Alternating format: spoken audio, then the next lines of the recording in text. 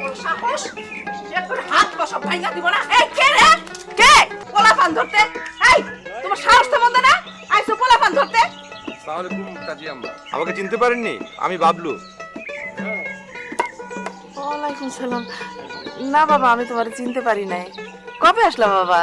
এই তো চাচি, পরশুদিন এসছি। ও কি রেনু? হ্যাঁ, ও রেনু, এ রেবা, আর এ হচ্ছে রিমি। কেমন আছো রেনু? ভালো আছি, আপনি কেমন আছেন? এই যে চলছে।